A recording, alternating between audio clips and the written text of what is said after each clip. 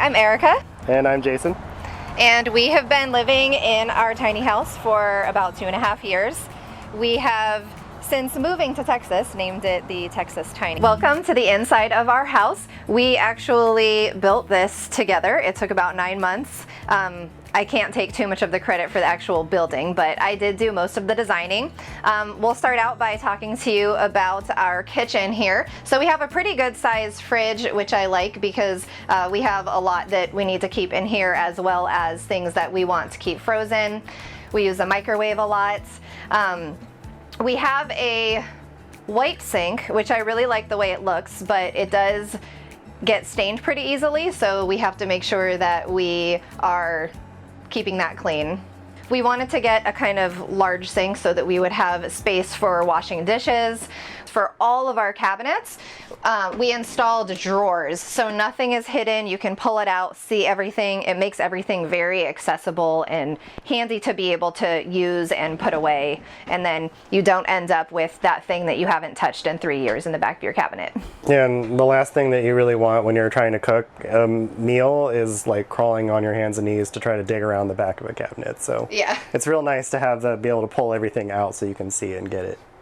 A 2-burner induction cooktop, which is really handy, and it's not as deep as I thought it would be going into the countertop, so you actually still have room underneath to be able to store things underneath.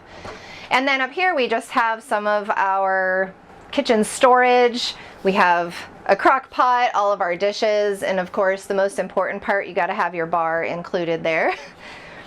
And then one of the things that I really like that has been great for storage is underneath the kitchen, or underneath the sink, we have our both of our trashes. So we have the regular trash and the recycle, and it slides out of the cabinet, which is handy.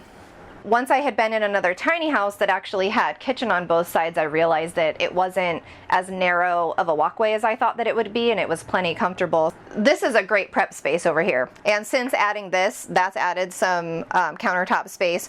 We did find that it was a little inconvenient over here. We didn't have the space that we wanted right by the stove, and so we actually just put in an extra flip-up tabletop if you're cooking eggs or whatever and you want to set some things off to the side, that you can do that. It was really difficult trying to figure out where we were going to put the dehumidifier, and then Jason had the idea to build a shelf up over the refrigerator, which was handy in multiple ways. So it allowed us to be able to keep the dehumidifier kind of up out of the way instead of in a storage loft, but then also we're able to use the gravity drain so that we don't have to empty the water out of the bucket. We've kind of arrived at a compromise having baskets where we have kind of the clutter not available visually, but still kind of keeping that open feeling with the open shelving.